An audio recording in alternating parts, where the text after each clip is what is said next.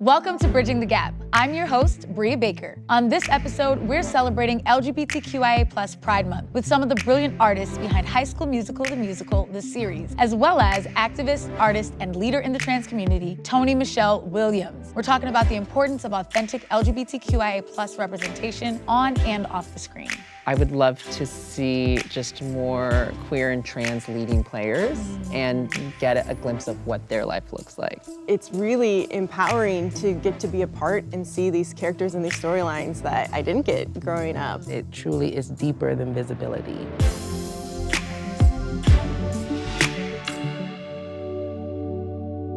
I'm so excited to be joined by Anne-Marie Pace, Toni-Michelle Williams, and Frankie Rodriguez. Thank you so much for being here, y'all. Thank you. Yes, welcome to the couch. So things right now are very challenging. We have a lot going on in our community, and it can be a lot. So just before we get into things, how are y'all feeling? What's coming up for you in terms of just staying grounded and proud and honest and authentic? It's so important that we check in with ourselves and with our bodies. We know that what's happening around the world is just people are experiencing a high level of just not feeling safe, right? Not feeling safe in their communities, being over-policed, being over-surveilled.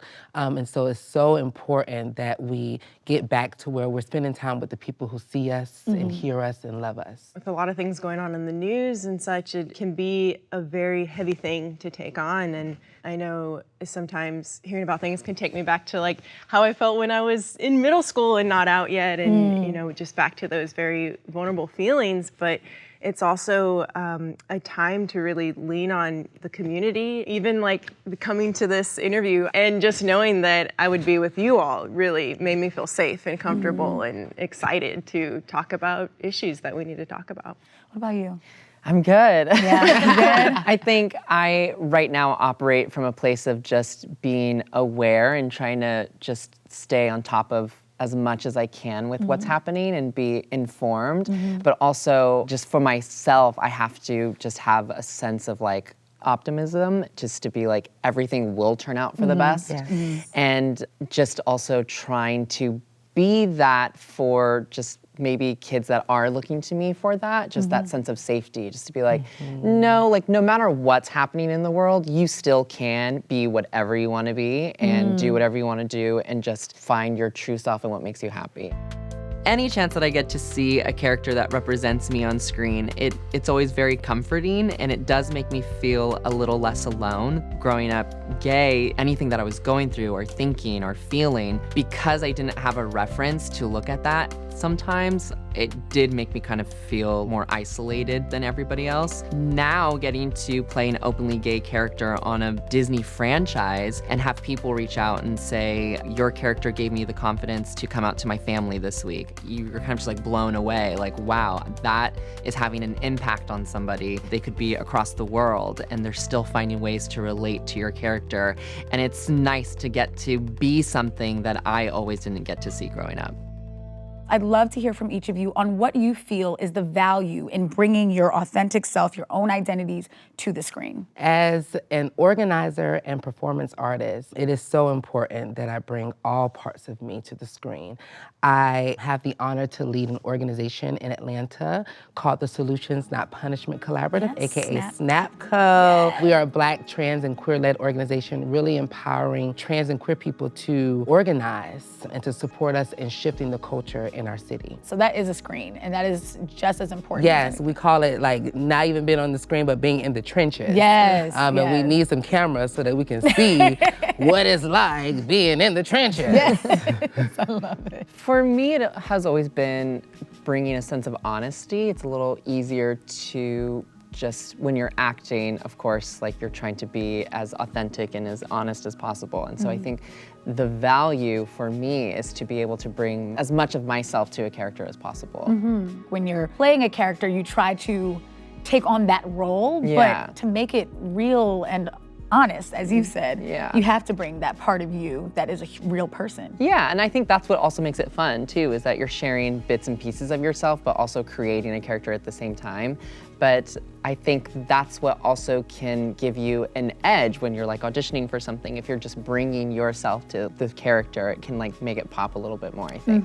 I agree. In that way, like with Carlos on High School Musical, the series, I felt seen and represented as being Mexican, being queer, and just connecting to something that's very truthful, because Frankie does bring that authenticity to the character, Yes. and it makes all of us connect to it in a really, really cool and special way. It's about connection, and it's also, for me, about being the invitation, right? Because what we're up to is transforming the culture of the way people see us, the culture and the ways in which people receive us, and to also receive our truths. And so being more authentic, being honest, being transparent really is the invitation for people to join us in that process of transformation. I love that idea of an invitation. So the thing about having a small few characters that have to be representative is that they can't do it all. You know, they can't bear the brunt of expressing every LGBTQIA plus experience. But at the same, that leaves those of us who are in the community and have felt and experienced these things firsthand, wishing for more honest portrayals of the characters that we love or the people that we are. What are the aspects of your identity that you have not yet seen make it to a screen? I mean, from an actor perspective, I want to tell every story possible. I want to say everything possible. I want to do it all, but it's really hard when you're confined into a part of this whole friend group. You get like a little sliver of a storyline, do you know what I mean? And I think that could really change, and you could really explore more if you kind of like put that type of character into the leading spotlight. I would love to see just more queer and trans leading players and get a glimpse of what their life looks like. Yeah, that's so real. And then with that, you get more of their backstory. So you see what it was like for them to come out, what it was like for them to build community or to rebuild community, because it can be, at least for me, like I think some of the coming out stories are either like trying to be exclusively positive and optimistic to the point of being unrealistic in my opinion. I'm like, maybe some people got this kind of support, but that was not my experience.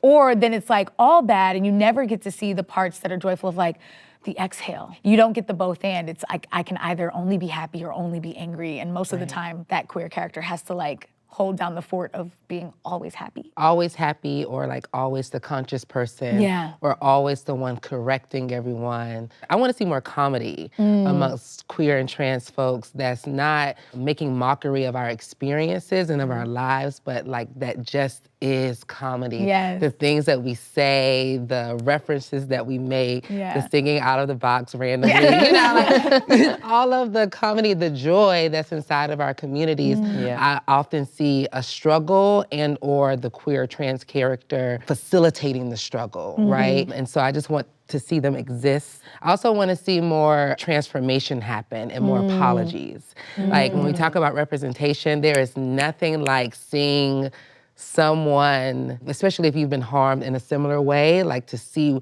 that an apology is possible and that you like deserve that kind of moment of release and exhale. I want to see some like trans babies get some apologies. Yes, I do. I love that. And I think it is the invitation that you've been talking about. Because I think sometimes people are like, ooh, I'm better now, so let's just brush that under the rug and not talk about the times when I was homophobic and transphobic and in hurtful ways to you.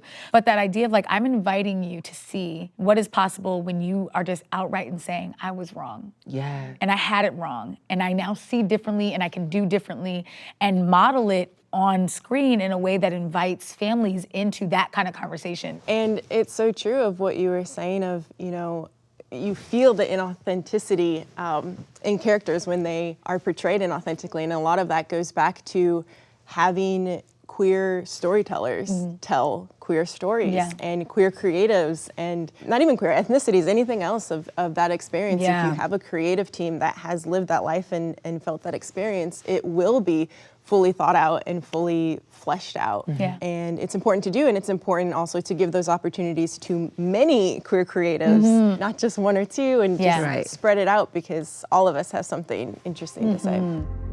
A queer creator that I really look up to is Tim Federle. He is the creator for the show High School Musical, the series. And he also directed and released a movie on Disney Plus called Better Nate Than Ever. Both of those are just perfect examples of what wholesome queer content can bring. And it's something that I definitely want to bring forward in all of my projects, which is telling these stories in such a personal place and bringing that vulnerability, bringing that authenticity to the stories. And Tim does that not only in his work, but also on set. He will start the day off, kind of bringing the crew together and explain that this is a set of kindness and openness, and everyone feels really safe to express themselves. When you have a cast and a crew that feels really accepted and heard, it very much translates across the screen.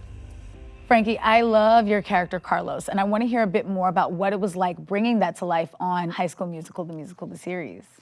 It's awesome. Growing up, I feel like I was such a Carlos. Like, all I ever cared about was like Broadway and like how I was gonna get there and like what I was gonna do when I was there. And so to get to play that and bring myself into it, and I think it just adds like a layer of honesty, which makes it even more fun to play, because you're like, well, I've lived this situation before, so like I know how to like act this scene out, which is, nice and comforting.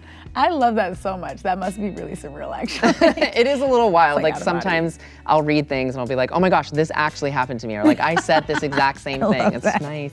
Yeah, no, it is nice. And you're doing such an amazing job at it. Thank you. And younger audiences are resonating with it. Is there something specific about Carlos? Or do you think it's just people being so thirsty for that kind of representation? I think it's all of the above. Yeah.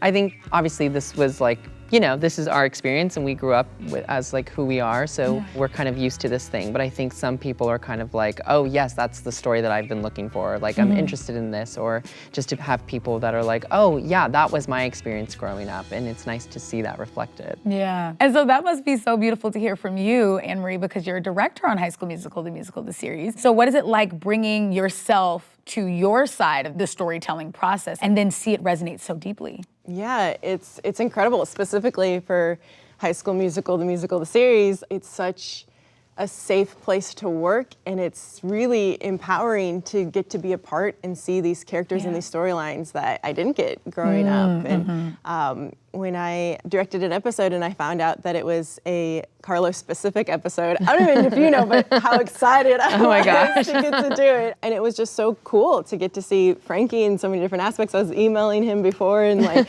sending inspirational videos back and forth to get prepped for the episode. And that episode also has, starts dealing with bisexuality and going into that, and that's very much my experience. And so the fact that I got to bring my own life experience to that story in that episode and those characters was really, really cool. And then within that larger umbrella theme, like addressing bisexuality, but what are some of the more specific issues that you got to address and that were exciting for you to address? One thing is just talking about bisexuality. It's something that hasn't been talked about for a long time. It's a part of the reason why I feel like it took me a while to come to my queerness, is because I didn't really know bisexuality was a thing, and that if I was having feelings for boys, that then it must mean that I'm not queer, or it was very confusing. And so I think to see characters going through that experience and sort of understanding where they fit in there and whatever else, just the visibility is everything. Oh yeah, and the visibility of the messiness of it. Because I think sometimes when people see the letters LGBTQIA, like they think everyone neatly fits within a box in a letter, and that there's not any unique experiences happening within that. And so yeah, I very much relate to that of just, when I was first coming out, it's not just how you portray yourself to other people, but it's the internal conflict that you go through. And when you have no framing of what is appropriate versus what has been told to you is inappropriate, and you need to push back against it, and you're just like, okay, I don't know how to be honest about all of the thoughts going through my head, about the like back and forth I'm having, about whether other people are having that kind of back and forth. I'm seeing you not, yeah, you can relate. Is that something you get to portray through Carlos, or is Carlos someone that is so sure of himself and what he wants out of life that you don't always get to bring that? That's one of the things I do love about playing Carlos is just his sense of self and like he understands what he's bringing to the table. It is also interesting to see these other characters go through these different types of things because you're not just confined into a box of whatever letter you fall into, you know what I mean? Right. But again, it's like, well, what does that look like? What is that? I'm like interested, do you know what I mean? And if it's like a door that can be open for more storytelling like that, then yeah, let's do it. Yes, more of that. I want to switch gears just a little bit because we've been talking about some of the great examples of queer representation. And what I personally feel is that we still are lacking in trans representation, specifically of Black trans women. And Toni-Michelle, Black trans women have been on the front lines of the LGBTQIA civil rights fights. As a leader in the trans community, what kinds of stories do young trans girls need to see on screen today? Because I mean, the answer is probably all of the stories. I mean, I'm like, all of the stories, everything. But we've always been fighting. We've been fighting, like you said, since Marsha P. Johnson, right? And even after Marsha P., there was Bayard Rustin, who was a gay Black man, right? Who literally led the entire March on Washington and created all of the back end work on it, right? And so we don't hear those stories. I'm ready to see transformation and like the power that trans women have to transform hearts and minds of people because it is about those happy accidents of wholesome love, that like really makes being in relationship and in connection with trans people so different. There's grace that happens, there's a joy, again, there's comedy, again, not comedy that is for the entertainment of other people, but just literally the comedy that exists in our conversations. I'm ready to see stories that honestly are not so... Always serious, maybe? Yes. Yeah, I feel that. I'm ready to see stories that aren't always so serious and that don't always end with the murder and or the isolation of a trans person. There are just stories of joy and satisfaction, being like baddies and boss people, wings, boss girls that are literally existing. I'm living that truth. People attempt to disenfranchise Black LGBTQ people because simply they're afraid. They're afraid of losing their power, losing their privilege, and also losing their access to the resources that they have. I also believe that people are afraid of change and transformation. And the most magical thing about being trans and being queer is that we are able to see clearly sometimes on the other side of pain, on the other side of isolation. And we get there really fast because we have to. It is a part of how we're able to survive. I do what I do because I want Black trans women to have full lives, to live beyond the age of 35, and to have casual and intimate experiences that they deserve and that we deserve as women and as human beings who are, again, worthy of love. So when you look at the LGBTQIA plus characters that you are seeing in media and films and series, do you feel like they were written and made for audiences that include queer people, or do you feel like they are still more so speaking to straight and cisgender people? It really just depends on what I'm watching. There are some things that I'll watch and I'll be like, oh, this was created by a queer person. And it's like, it can be consumed by anyone. It's just, something that we're watching and it happens to be funny and moving and the story feels authentic. And then you can tell when it isn't. And you're just like, oh, okay. So you feel like it's less who you believe the person is writing for and who that person actually is themselves. Yeah. Their positioning. That's interesting. What about you? Have you found it to be one way or the other? I think it's absolutely a both and. As an organizer, I'm always trying to find the people who are looking for us, the people that's looking for the information and the people who are looking for the truth. So when you talk about like honesty and authenticity, right? It's like, what is the truth? And if people will be moved by this truth, those are the people that, we're looking for. So I definitely even hear like, what could be scary as a filmmaker, and then also just knowing that like as an organizer who's like constantly working to center the stories of the people who are most marginalized, that will come with education, right? That will come with more confidence and power and dignity for folks inside of that community.